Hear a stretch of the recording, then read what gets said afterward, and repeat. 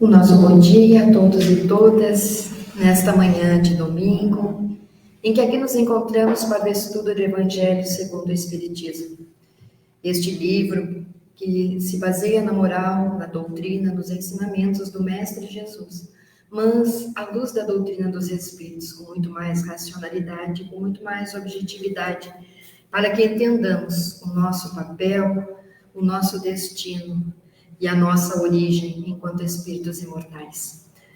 Hoje nós vamos trabalhar o capítulo de número 27, cujo título é Pedi e Obtereis. Mas como sempre, antes de iniciarmos o nosso trabalho, nós lembramos que a Sociedade Espírita Allan Kardec nos oferece diferentes e diversos trabalhos para que possamos participar. Além das palestras, nós temos o SEAV, nós temos o PASSE, nós temos também o estudo, que logo no ano que vem já se pode fazer a inscrição para iniciarmos o estudo da doutrina dos Espíritos. Temos também a nossa livraria ali com livros que nos auxiliam a entender esta doutrina, a nossa farmácia. Portanto, entrando na página do Facebook, vocês encontram todas estas atividades. Então, vamos para o nosso trabalho.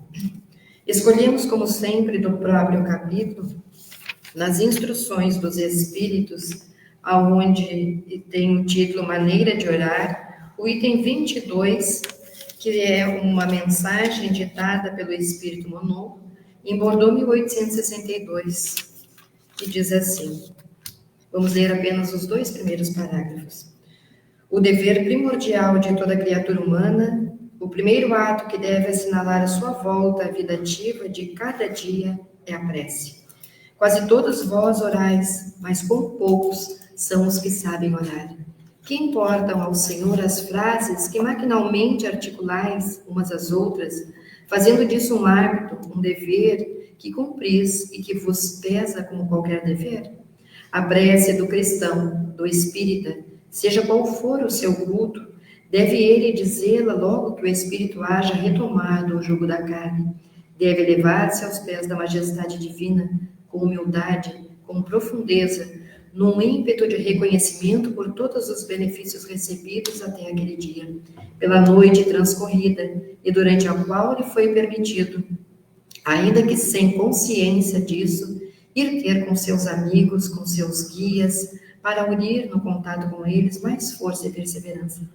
Deve ela subir humilde aos pés do Senhor, para lhe recomendar a vossa fraqueza, para lhe suplicar amparo, indulgência e misericórdia. Deve ser profunda, porquanto é a vossa alma que tem de elevar-se para o Criador, de transfigurar-se como Jesus no Tabor, a fim de que lá chegar livre e radiosa de esperança e de amor. Passamos a nossa prece, elevando como sempre o nosso pensamento a Deus Pai, agradecendo infinitamente pela oportunidade da vida e das nossas vidas, este processo da reencarnação, que auxilia no nosso crescimento enquanto espíritos imortais.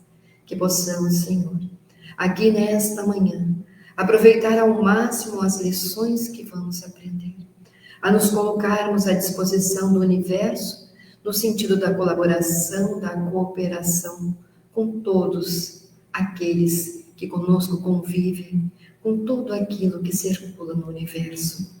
Senhor, podemos te pedir também para que teus mensageiros aqui presentes neste salão e presente em todos os lares que levam neste momento o pensamento a ti, estes teus mensageiros adentrem estes espaços, trazendo-nos a confiança, a fé, a resignação, a saúde física e a saúde espiritual. Senhor, que possamos aprender com o Mestre Jesus, nosso modelo e guia, através desta doutrina consoladora que nos traz o esclarecimento de quem nós somos, das nossas aflições e das nossas necessidades. Com a tua permissão, Senhor, e com a permissão daqueles que coordenam este trabalho todos os domingos no mundo espiritual, pedimos licença para iniciar o Evangelho segundo o Espiritismo desta manhã. Que assim seja. E para então trabalhar conosco este capítulo, nós temos a nossa companheira Aline Jesus, que vai então nos brindar com as suas palavras desta manhã.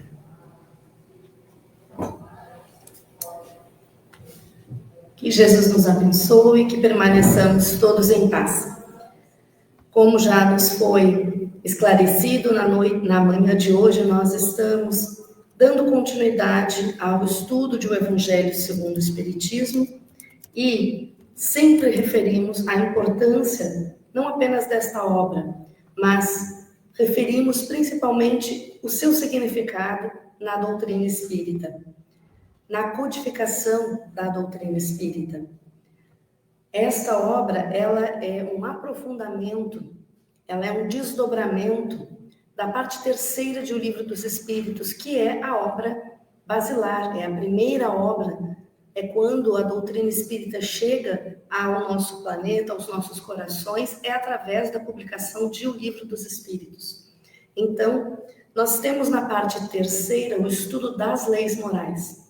Allan Kardec fará uma série de questionamentos aos benfeitores da codificação nesta terceira parte, como um todo do livro, evidentemente, mas ele vai nos dar a oportunidade de compreender que a lei divina ou natural, ela é a única capaz de nos proporcionar a felicidade. Ao estudarmos a lei divina ou natural, nós temos a possibilidade de compreender aquilo que é necessário fazer, seja através das nossas atitudes, seja através das nossas palavras, seja através dos nossos pensamentos, que falaremos muito na manhã de hoje. E o que é, igualmente, necessário deixar de fazer, ou seja, aqueles hábitos que nos afastam da real felicidade. Portanto, lembrando-nos ou compreendendo que o Evangelho segundo o Espiritismo é um estudo dos ensinos do Mestre Jesus à luz da doutrina espírita, que veio, portanto, tanto o Mestre Jesus como segunda revelação da lei divina e a doutrina espírita como esta terceira revelação, é um ampliamento da compreensão da lei divina e, portanto, uma ampliação da compreensão do que nós vamos fazer, de como nós vamos proceder para construir a nossa verdadeira felicidade. Estudar esta obra, portanto, é estudar a nossa própria felicidade. Essa é a importância da obra que nós estudamos todos os domingos aqui pela manhã. Estamos finalizando, encerrando a lógica, o raciocínio do codificador. Allan Kardec, como excelente educador que é, vai nos trazer em todas as suas obras uma lógica, um raciocínio, uma estrutura didática. E, evidentemente, no Evangelho segundo o Espiritismo não é diferente. Ele vai, nesta obra, começar nos seus primeiros capítulos, retomando algumas questões conceituais ou premissas, significando dizer que é necessário, para que nós possamos compreender em profundidade a análise dos ensinos do Mestre Jesus, a compreensão em profundidade do que é a lei divina, do que significa reencarnação, o que significa aflição, para que nós possamos efetivamente entender que somos espíritos, da imortalidade da alma, da lei de ação e reação. Todas estas questões, elas são abordadas nos primeiros capítulos, para que então, na sequência, nós venhamos a melhor compreender as passagens evangélicas, as bem-aventuranças, o sentido dessas bem-aventuranças, por que a lei de amor, qual é o seu significado, o desdobramento dessa lei de amor na explicação que o codificador nos dá, quando fala-nos qual era o entendimento do Mestre Jesus sobre amai os vossos inimigos, tão mal compreendido muitas vezes por nós outros.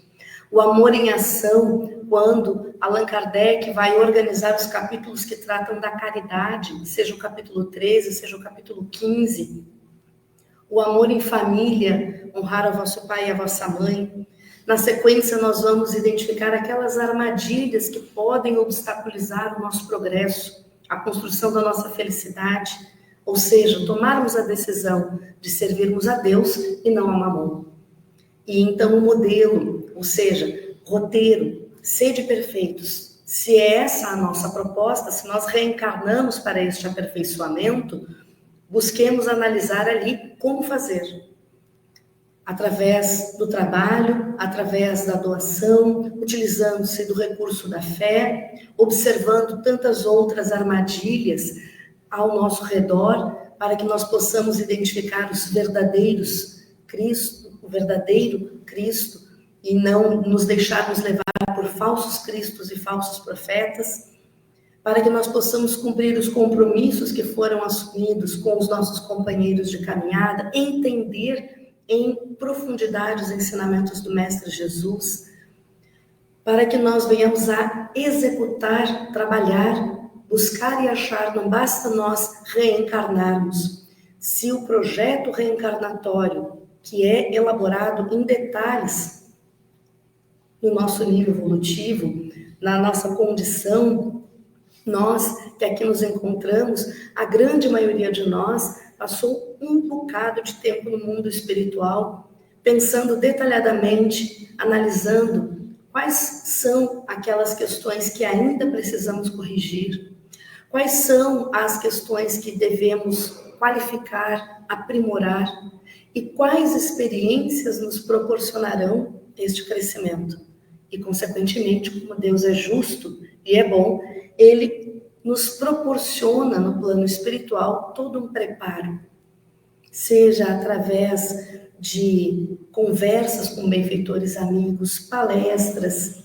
Nós nos dedicamos a atividades no mundo espiritual enquanto estamos desencarnados. Isso é o que relata a obra de André Luiz, Nosso Lar, e toda a sua série, A Vida no Mundo Espiritual.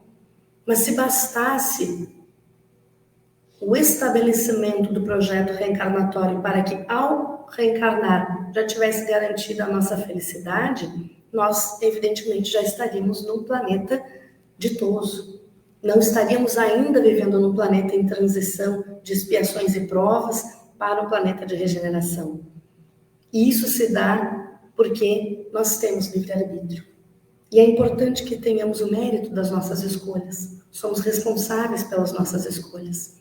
E para que nós possamos, portanto, dar conta deste nosso projeto, recordarmos deste nosso projeto e seguir adiante com ele, fazendo o melhor que nos esteja ao alcance, o recurso da prece é extremamente importante. É uma preciosidade na nossa caminhada evolutiva. E por isso, o capítulo 27, Pedi e Obtereis, na manhã de hoje, vai nos proporcionar estas reflexões. Allan Kardec organiza este capítulo trazendo os seguintes itens: qualidades da prece, eficácia da prece, ação da prece, transmissão do pensamento, preces inteligíveis, da prece pelos mortos e pelos espíritos sofredores. Nas instruções dos espíritos, 2 mensagens: maneira de orar e felicidade que a prece proporciona. Este capítulo segue a estrutura da maioria dos capítulos do Evangelho segundo o Espiritismo. Allan Kardec seleciona algumas passagens evangélicas, insere o capítulo em uma ordem específica que está relacionado àquilo que ele pretende desenvolver, a ideia que ele está tentando desenvolver, e ele comenta estas passagens, nos auxiliando assim a entender os ensinos do Mestre Jesus. E por fim, nas instruções dos Espíritos, nós temos mensagens dos benfeitores da codificação, dos Espíritos superiores, que vêm tratar desta temática relacionada ao capítulo. Muitas vezes as mensagens fazem uma menção direta às passagens escolhidas pelo codificador. Aqui nós temos passagens de Mateus, Marcos e Lucas, os 3 primeiros itens, que vai descrever então algumas qualidades que o codificador destaca necessárias à prece, ou seja, ele vai nos mostrar como é que deve ser a nossa prece, quais são as características da prece. Efetivamente, porque esse é um recurso que é de conhecimento, de senso comum, e é de uso de várias outras filosofias e religiões. Então, o que efetivamente a doutrina espírita entende como prece? Quais são as características da prece para a doutrina espírita, a fim de que realmente nós tenhamos a possibilidade de utilizar esse recurso com toda a sua potencialidade. Essa é a proposta, então, do codificador ao abrir o capítulo, descrevendo as características, como é que deveria ser a prece. E ele vai nos mostrar, igualmente, que estas características já haviam sido listadas, descritas pelo Mestre Jesus. Então, nós temos aqui no primeiro item, uma passagem de Mateus que diz o seguinte: quando orardes, não vos assemelheis aos hipócritas que afetadamente oram de pé nas sinagogas e nos cantos das ruas para serem vistos pelos homens. Digo-vos, em verdade, que eles já receberam sua recompensa. Quando quiserdes orar, orai a vosso Pai em secreto, e vosso Pai, que vê o que se passa em secreto, vos dará a recompensa. Não cuideis de pedir muito nas vossas preces, como fazem os pagãos, os quais imaginam que pela multiplicidade das palavras é que serão atendidos. Não vos torneis semelhantes a eles, porque vosso Pai sabe do que é que tendes necessidade antes que lhe peçais. E aqui, Allan Kardec destaca, no seu comentário, no item 4, duas características específicas da prece, duas qualidades da prece. Não colocar-se em evidência, no sentido de aquele que ora, como o Mestre Jesus descreve aqui neste trecho do Sermão da Montanha, que vai nas sinagogas ou nos cantos das ruas para serem vistos, já receberam a sua recompensa, ou seja, a sua vaidade já foi atendida. Porque não estava orando para entrar em comunicação com o Pai Maior. Não estava orando para pedir auxílio a Deus nosso Pai. Não estava orando para estabelecer uma comunicação, uma conversa que pudesse orientá-lo. Não, estava orando para cumprir um protocolo social. Para ter na sua listagem ali uma boa imagem perante aqueles que estão ao seu redor. É nesse sentido que eles estavam fazendo a sua prece. E, portanto, ao serem vistos orando, foram recompensados porque mantiveram a sua vaidade de bons cristãos, bons espíritas, pessoas que cumprem com seus deveres porque estavam orando, embora a sua prece talvez não fosse sincera, ou mais ainda, a intenção não era efetivamente estabelecer essa conexão, que mais adiante Kardec vai nos conceituar a prece. E uma outra qualidade é a questão do como elaborar uma prece. E esse talvez seja o grande desafio, porque não é pela multiplicidade das palavras, é o que o Mestre Jesus nos fala, e Kardec reforça, e todos os espíritos nos dão esta orientação. Não adianta que nós façamos uma prece de meia hora se nós não sentimos um segundo daquilo que nós estamos falando. Como nós podemos imaginar que os benfeitores irão nos atender se nós próprios não estamos acreditando naquilo que nós estamos falando? São palavras vazias, palavras jogadas ao vento. E mesmo que nós não venhamos a proferir as palavras, quantas vezes nós maquinalmente pensamos alguma coisa, porque a prece pode ser apenas através do pensamento. Quantas vezes nós não recordamos apenas de uma fórmula já pré-estabelecida? E não nos referimos aqui a fórmulas conhecidas de outras religiões. Mas nós mesmos, às vezes, temos já as nossas preces previamente organizadas, mesmo com as nossas palavras. Só que nós já não as sentimos mais, porque fazemos isso maquinalmente. E é isso, então, que o Mestre Jesus e o codificador chamam-nos a atenção.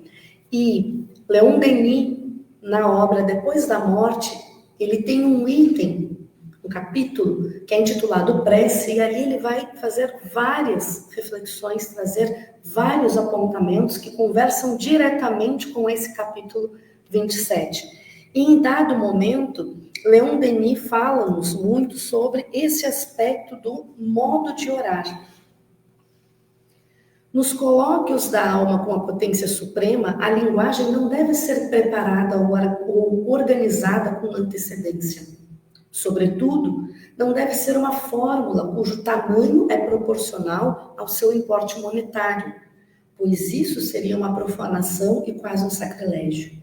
A linguagem da prece deve variar segundo as necessidades, segundo o estado do espírito humano. É um grito, um lamento, uma efusão, um cântico de amor, um manifesto de adoração ou um exame de seus atos, um inventário moral que se faz sob a vista de Deus, ou ainda um simples pensamento, uma lembrança, um olhar erguido para o céu.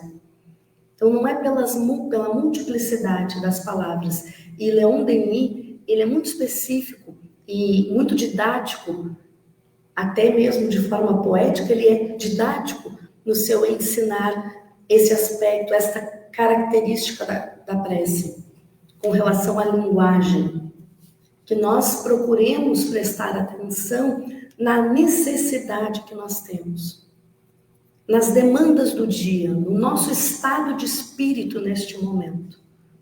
Nós não conversamos com as pessoas que nós temos afeto ou que entendemos que podem nos apoiar, jogando conversa fora. Nós conversamos com estas pessoas assuntos específicos de questões específicas que estejam nos demandando naquele momento. Nós sentamos-nos ao lado de um amigo para receber uma palavra de orientação, um apoio, um consolo, um fortalecimento.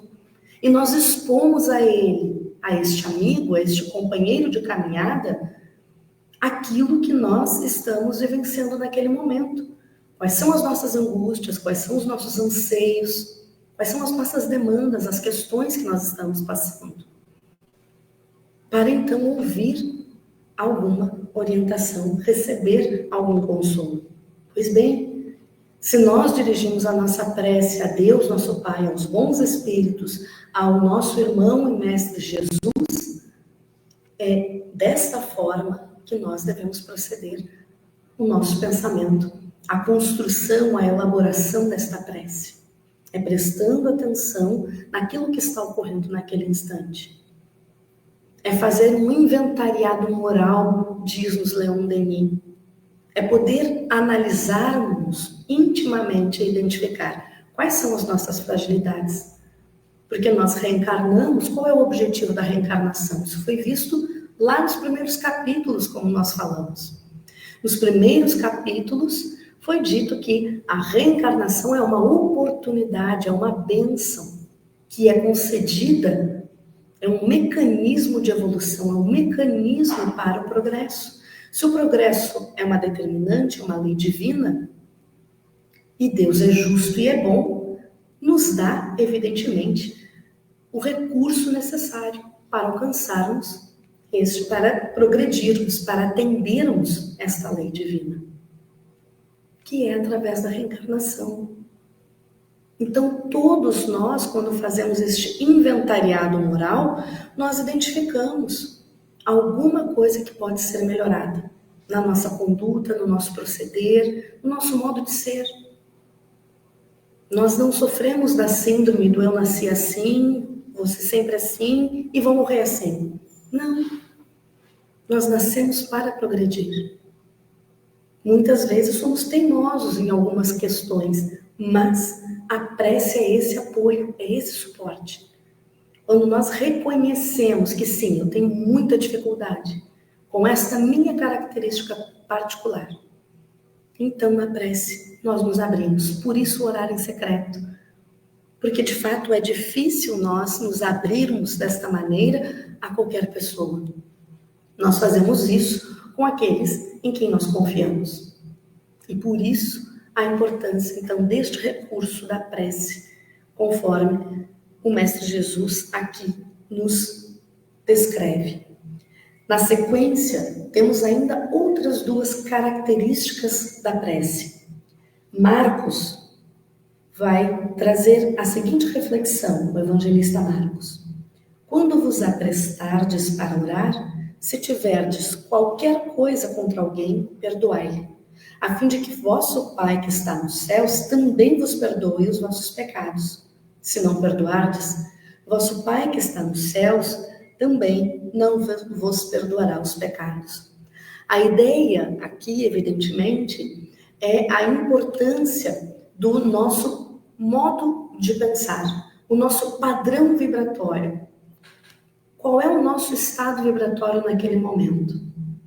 Se nós pretendemos buscar o apoio dos benfeitores espirituais, e não de qualquer espírito que esteja aí aguardando para dar lá as suas ideias a qualquer um de nós, se nós pretendemos ter uma orientação de espíritos um tanto melhores do que nós precisamos indiscutivelmente abrir mão de algumas questões que nos mantém num padrão vibratório ainda mais baixo. E essa é uma das funções, inclusive, da prece. Ao fazermos a prece, nós vamos fazer um esforço para mudar o nível do nosso pensamento, a frequência das nossas vibrações e, consequentemente, atrair fluidos relacionados com esse padrão vibratório, com o conteúdo daquilo que nós estejamos pensando. Porém, não basta que nós façamos essa fala ou organizemos em pensamento esse discurso, se nós intimamente ainda trazemos mágoa, rancor, desejo de vingança. Isso faz com que este discurso, esta prece, esta fala permaneça nesse nível, nesse padrão. Então é importante que nós possamos nos libertar deste sentimento, desta emoção, para que nós possamos ser de fato escutados em nossa prece, para que nós possamos emitir uma prece e que ela possa alcançar o seu destinatário. Daí nós temos o capítulo 10, Bem-aventurados que são misericordiosos, que nos auxilia neste trabalho, que não é fácil. Porque aqui não é que nós tenhamos já perdoado por completo, mas que eu tenho, como diz o capítulo 10, mas que eu, de fato, aceite que eu não posso guardar a mágoa e a vingança. Ainda não consegui esquecer o ato. Ainda me sinto mobilizado ou mobilizada por aquilo que a pessoa fez na minha direção. Mas eu entendo que eu permanecer guardando esta mágoa é continuar vinculado fluidicamente a esta pessoa pelos fluidos do rancor, da mágoa, e evidentemente como é que eu vou estabelecer uma relação fluídica mais elevada? Se esta relação fluídica da mágoa e do rancor ainda me mantém neste padrão. Então é neste aspecto que Allan Kardec destaca a terceira qualidade, então, da prece. E, por fim, neste primeiro item, nós temos Lucas, o evangelista Lucas, trazendo uma parábola. Também disse esta parábola a alguns que punham a sua confiança em si mesmos, como sendo justos, e desprezavam os outros. 2 homens subiram ao templo para orar. Um era fariseu, publicano o outro. E aí nós vemos a importância do estudo da introdução de um Evangelho segundo o Espiritismo, para entendermos quem são essas duas figuras. Fariseu era um estudioso da lei mosaica. Ele atuava no templo e, portanto, era considerado aquele que cumpria a lei de Moisés, era um religioso.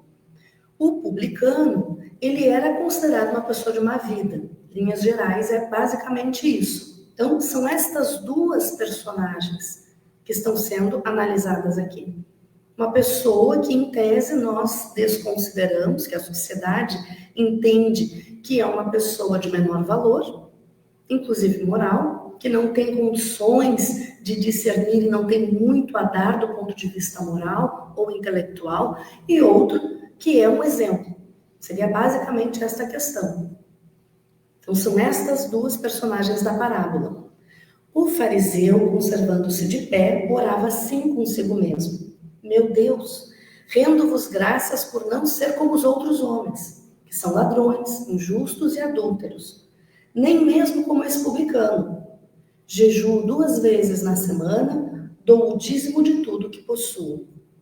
O publicano, ao contrário, conservando-se afastado, não ousava sequer erguer os olhos ao céu, mas batia no peito, dizendo: Meu Deus, tem piedade de mim, que sou um pecador. Declaro-vos que este, o publicano, voltou para sua casa justificado, e o outro não, porquanto aquele que se eleva será rebaixado, e aquele que se humilha será elevado. E aqui, então, a quarta qualidade da prece, dos destaques que Allan Kardec faz, a humildade. Se nós vamos fazer, como diz Leon Denis na obra Depois da Morte, um inventariado moral, e eu acho que eu já alcancei a perfeição, porque na prece do fariseu era basicamente isso. Ele agradecia porque era uma excelente pessoa, e não como o resto do mundo, que ainda tinha muito o que fazer e melhorar. Ele não precisava. Ele fazia, já cumpria, era um excelente cumpridor da lei. Mas o que é de fato cumprir a lei? E isso é analisado lá na introdução, porque eles entendiam, os fariseus, eles se preocupavam muito com o culto exterior, ou seja, com as oferendas no templo, com lavar as mãos e outras questões. Ou seja, com uma aparência de estar cumprindo deveres, mas não com o dever, por exemplo, de compreender a fragilidade do seu próximo. Porque ele ainda coloca nessa prece, não sou nem como esse publicano. Então ele ainda acaba expondo a fragilidade do seu companheiro, aponta o dedo para o erro do outro. Que utilidade isso tem? Para ele e para o outro. Então a humildade é uma das qualidades fundamentais da prece, para que nós possamos fazer como esse publicano fez, porque quantas vezes nós não identificamos um aspecto, um traço moral nosso que nós sabemos que precisamos corrigi-lo. E nos esforçamos e estamos indo muito bem, quando de repente tropeçamos, cometemos mais uma vez o mesmo equívoco, como costumamos dizer, tropeçamos na mesma pedra, fazemos a mesma coisa que já havíamos definido que não iríamos fazer de novo, e passamos muitas vezes um período nos equivocando, cometendo este erro, até que a gente tem que cair em si, como o publicano fez. E pedir apoio para que nós possamos sair daquela condição, daquela situação. Retomar a caminhada, refazer, reparar, corrigir o que precisa ser corrigido. E aí, no item seguinte, evidentemente, Allan Kardec vai nos falar da eficácia da prece. Para que fazer? Qual é a sua eficiência? Ela de fato tem algum efeito? Porque eu preciso atender tantas qualidades, são tantas as questões que precisam ser observadas para fazer essa prece. Vale a pena? Tem alguma eficácia? E o codificador, ele traz uma passagem evangélica que faz uma afirmativa bastante interessante. O evangelista Marcos registra o seguinte: seja o que for que peçais na prece, crede que o obtereis, e concedido vos será o que pedirdes. E aí, então, o codificador analisa na sequência esta passagem evangélica e, mais ainda, as pessoas que questionam a sua eficiência. Diz o codificador, na sua análise, que muitas pessoas abdicam da prece ou não fazem a prece porque entendem que, se Deus estabeleceu as suas leis, estas leis são perfeitas e Ele faz com que elas continuem atuando sobre nós. Então, se foi estabelecido que a pessoa ia passar por essa situação, o que adianta fazer prece se ela vai continuar sofrendo daquele jeito? Ele não vai abrogar, ele não vai isentar a pessoa daquela situação. Qual é então a eficácia da prece? Para que eu vou fazer prece se uma pessoa... E isso a gente identifica muito.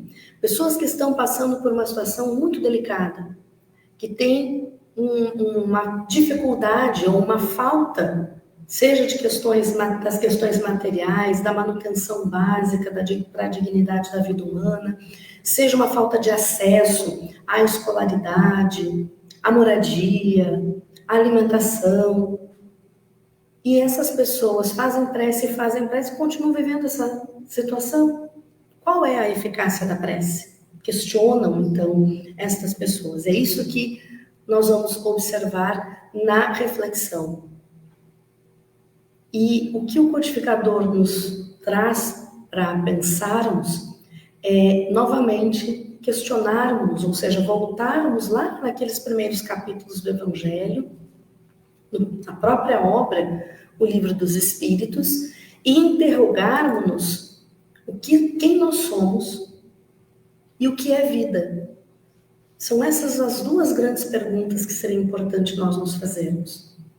Porque se nós somos espíritos imortais e a vida não se extingue, porque a vida no corpo físico ela é uma experiência transitória, ela não é permanente, o que permanece? O espírito. Então, se isto é vida, se a vida não é só aqui e agora, o que cabe solicitar na prece? O que nos cabe pedir na prece para que de fato ela tenha uma eficiência? É como nós pensarmos do ponto de vista material. Quando nós desejamos adquirir um bem e nós que não somos abastados, o que a gente precisa fazer? Além do trabalho, do esforço, a gente vai precisar renunciar a algumas coisas, porque eu vou precisar direcionar o dinheiro para a aquisição daquele bem. Eu vou precisar renunciar a algumas outras. O mesmo se dá no que diz respeito à aquisição dos bens espirituais. E é isso que é importante que nós possamos solicitar. E compreender que se de fato nós fazemos atendemos aquelas qualidades, ou seja, fazemos o inventariado moral, nós pedimos o amparo e o apoio, pedimos o atingimento da nossa perfeição moral, as experiências que nos proporcionem esse desenvolvimento espiritual, esse crescimento, esse aperfeiçoamento. Se é isso que nós estamos pedindo na prece, isso vai nos ser dado. Então, se eu preciso paciência, é óbvio que eu vou viver com alguém que teste a minha paciência. Porque como é que eu vou exercitar a paciência? Se eu preciso desenvolver a generosidade, como é que eu vou viver numa situação onde eu não preciso me preocupar com ninguém e abrir mão de nada? Então, eu sou inserida nas situações que me dão a oportunidade de desenvolver aquilo que eu pedi. E eu pedi não só na prece aqui e agora, mas nós pedimos lá no plano espiritual, no momento do nosso planejamento reencarnatório que nós comentamos aqui. Então, é importante que nós possamos fazer a prece justamente para que nós possamos lembrar que não, o combinado era esse. Tudo bem que é difícil, mas a aquisição de um bem material, mesmo falando, é difícil. As coisas não caem do céu. Chuva, avião, de vez em quando cai, mas bens materiais não caem assim do céu. Da mesma forma, a nossa perfeição moral demanda trabalho, demanda esforço, demanda renúncia de algumas coisas. Então, é neste aspecto que Allan Kardec vai chamar a atenção e Leon Denis também faz este mesmo reforço do codificador no item que nós havíamos referido. Seria um erro julgar que tudo podemos obter pela prece, que sua eficácia implique em desviar as provações inerentes à vida. Nós não somos espíritos perfeitos já. Nós ainda estamos em processo de evolução. Se já tivéssemos atingido aquilo que o codificador estuda lá na escala espírita, os espíritos puros, que não precisam mais reencarnar, não é a nossa condição ainda. Mas como nós ainda temos o que aperfeiçoar, as vicissitudes, as adversidades, as dificuldades, essas experiências que nós passamos, elas são inerentes à vida, fazem parte. Aprender dá trabalho. Quando a gente trabalha com educação, a gente vê muito isso. Uma criança, por exemplo, que sempre damos esse exemplo porque trabalhamos com alfabetização e lembramos sempre das crianças. Uma criança que aprende a escrever, por exemplo, a cópia do quadro para ela é um desafio enorme. Nós já adquirimos esse aprendizado, para nós já é fácil. O movimento de olhar para o quadro e voltar para a linha certa do caderno, porque a gente inclusive já está lendo. Agora uma criança que não está lendo, tem que copiar letra por letra sem se perder na linha, não é fácil. Fora ter que restringir o seu movimento àquela linha pequena, que a gente vê às vezes as crianças e os pais muitas vezes ainda falam. A própria professora vai chamando a atenção para o garrancho que está ali naquele caderno. Mas é um aprendizado, é um processo, é aos poucos que aquilo vai se modificando. E dói. Eles muitas vezes referem, cansei de copiar, está doendo a mão. E não é mentira, de fato, é um esforço que para quem está começando é um esforço muito grande. Conforme a gente vai exercitando, esse esforço já vai entrando no nosso cotidiano. É um aprendizado que daí se adquire. Mas até que isso aconteça, leva um certo tempo. Se isso se dá do ponto de vista material, imaginemos o que significa a aquisição dos bens espirituais. Então é isso que Leon Denis chama a atenção. Eu não posso imaginar que a eficácia da prece seria eu pedir para dormir e acordar rica amanhã para todos os meus problemas serem resolvidos. Não é isso que é a eficácia da prece.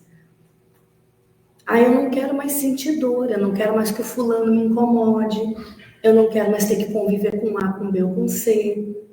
Mas se são essas criaturas que vão me ajudar a desenvolver aquilo que eu preciso desenvolver, como é que eu vou pedir para não conviver com elas? Não é por acaso que elas estão ali.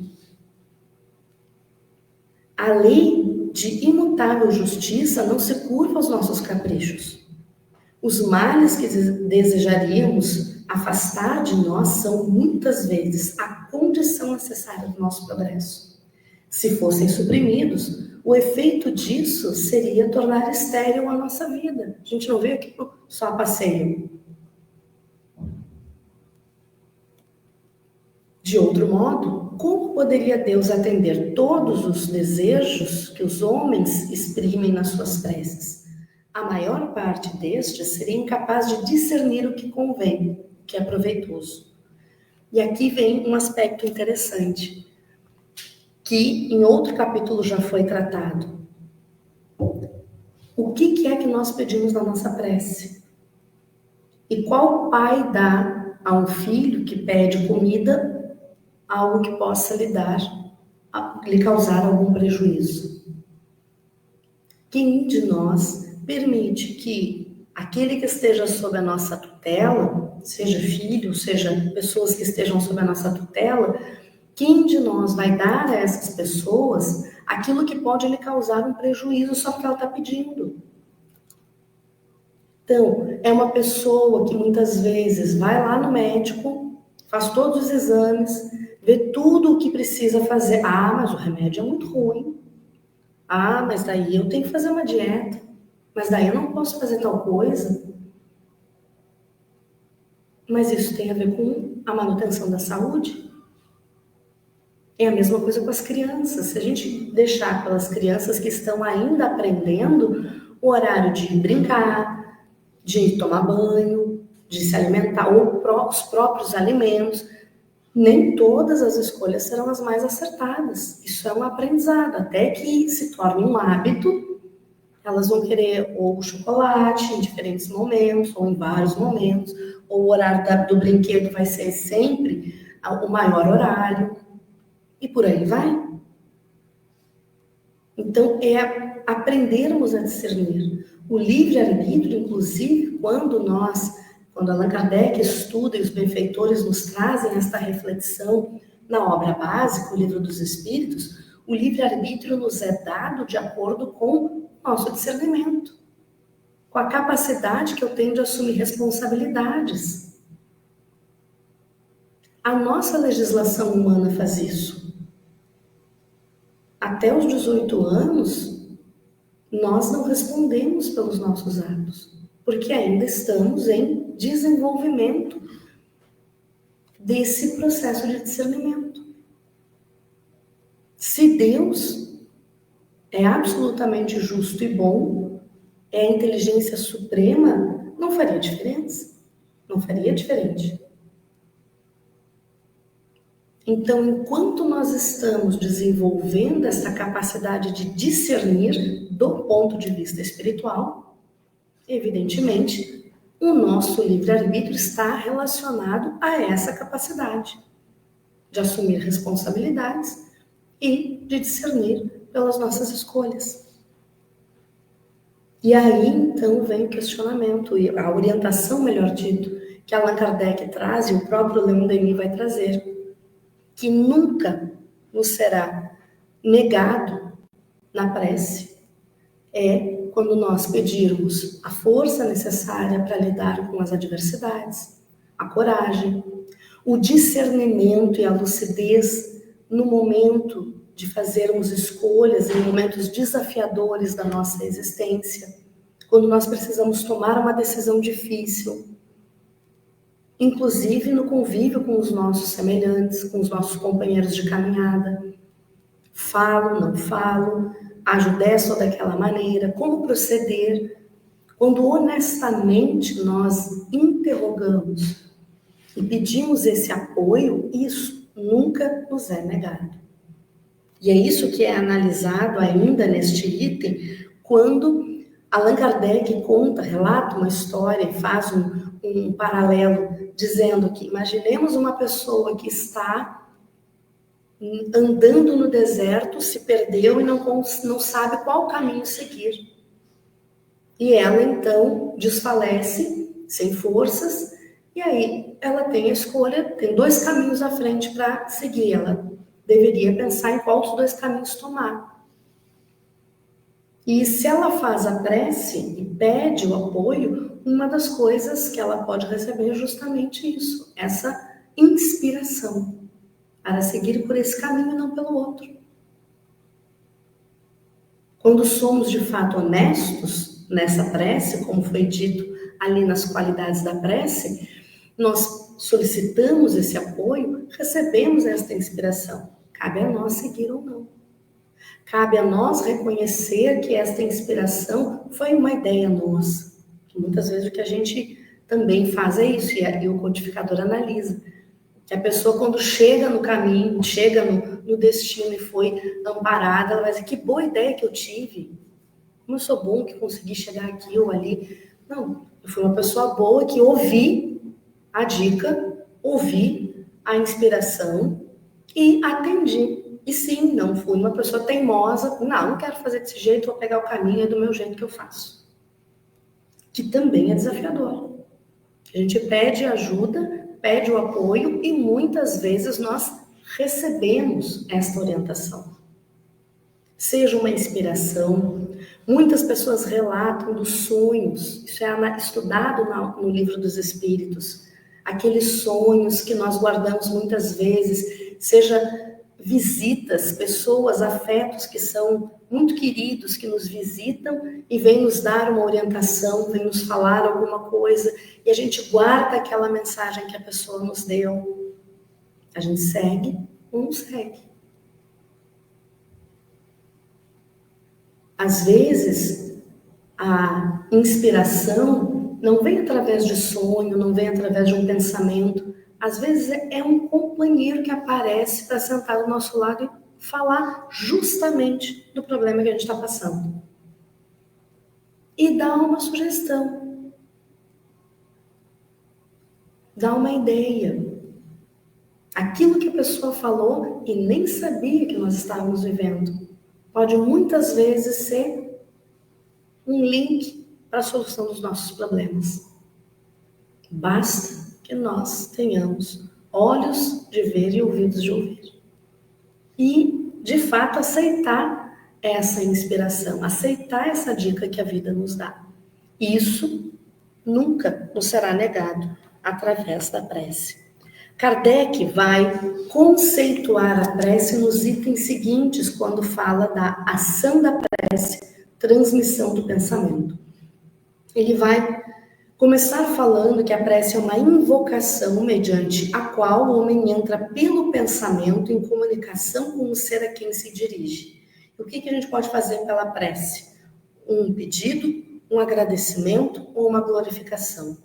E quando o codificador assim descreve, de acordo, inclusive, com o que está na obra básica, o Livro dos Espíritos, os caracteres da prece, nós ficamos um tanto quanto espantados, porque o que nós mais fazemos na prece é pedir. De vez em quando a gente agradece e quase nunca a gente glorifica. Quase nunca a gente louva a Deus, honestamente. E esse é um exercício realmente muito difícil. Nós, no nosso cotidiano, circularmos, andarmos pelas ruas e louvarmos, glorificarmos a criação. Porque eu imagino que seja difícil, pelo menos para nós, particularmente é difícil, começar glorificando aquilo que ao nosso redor é difícil de conviver. Ou seja, as pessoas com as quais a gente convive talvez seja mais difícil. Obrigada por essa situação, que bom, que maravilha, que beleza. É uma beleza, do ponto de vista da sabedoria divina, é uma beleza a reencarnação nos possibilitar o ajuste das nossas mágoas. Mas para quem está vivendo é difícil glorificar, isso é indiscutível. Então vamos começar glorificando a beleza da criação divina, a sua natureza, a exuberância da sua natureza, os pequenos detalhes e gestos que nós vemos nos outros, então. São muitos os motivos realmente que nós temos para glorificar, mas que no corre do dia a gente não faz, não exercita. Se é difícil nós fazermos isso, imagina a complexidade realmente do uso desse recurso. E é possível nós entrarmos, como diz o codificador, ele está conceituando. A prece, então, é uma comunicação que se estabelece. É um fluxo vibratório, fluídico que se estabelece entre quem ora e quem recebe a oração. As obras de Manuel Filomeno de Miranda, por exemplo, são riquíssimas em mostrar este aspecto da ação da prece. Porque mostram como se dá de fato, que o codificador analisa no item 10 e aprofunda na obra Gênese, quando nós estudamos o capítulo dos fluidos, nós vamos ali identificar exatamente como é que esse mecanismo pode acontecer. Eu tenho que orar assim, ela é eficiente, mas como é que eu explico que realmente acontece isso? E eu explico como acontece isso pelo modo que se dá a transmissão do pensamento. Leon Denis vai falar de uma maneira poética que, assim como a gente joga pedra num lago e vê aquelas ondas se propagando, é assim que se dá com relação à prece. Com o grande diferencial de que aquela propagação no lago tem o limite do lago.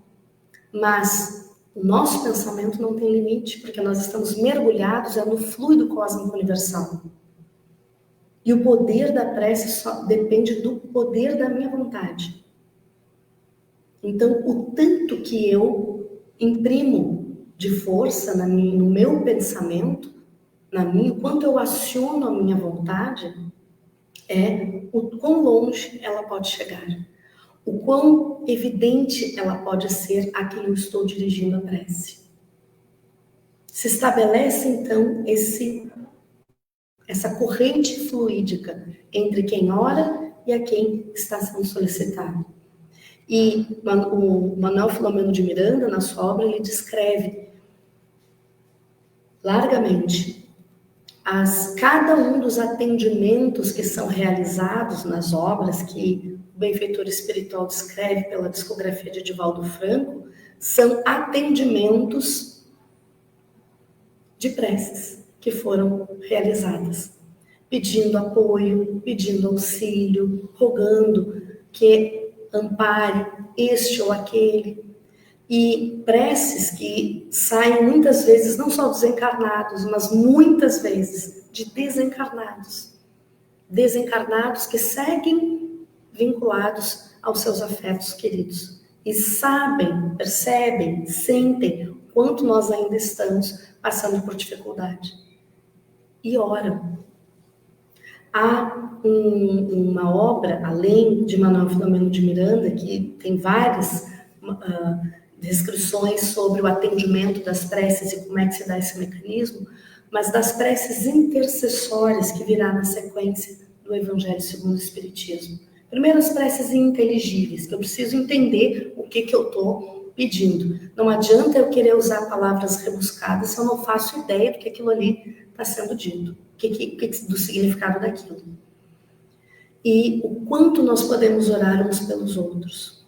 E neste aspecto nós temos no livro Amor e Ódio, do Espírito Charles, pela médium Ivone Pereira, ela descreve um determinado momento onde havia um espírito que havia desencarnado numa situação muito delicada, muito complicada, bastante dolorosa, e permanecia vinculado a essa situação. Não conseguia olhar para além daquele espaço ali da prisão, da dor, do constrangimento, do sofrimento.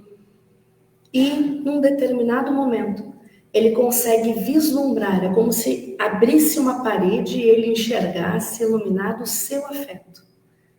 E ele conseguia escutar aquela pessoa querida orando por ele e pedindo que ele fosse amparado. Dali, naquele momento, ele consegue sair daquela situação dolorosa e dar prosseguimento, então, à sua caminhada evolutiva, que, como nós, levará ainda muito tempo.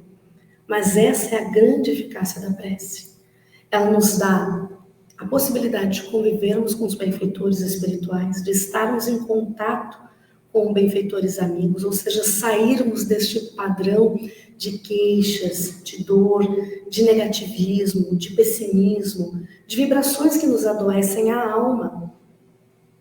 Então é um exercício nosso fazermos estes momentos de respiro, fazer esse movimento, para que nós possamos, então, também receber a inspiração, a coragem, o impulsionamento para o bem, as boas ideias, o fortalecimento para o cumprimento do nosso projeto reencarnatório, que é indiscutivelmente desafiador, porque é o aprendizado do espírito.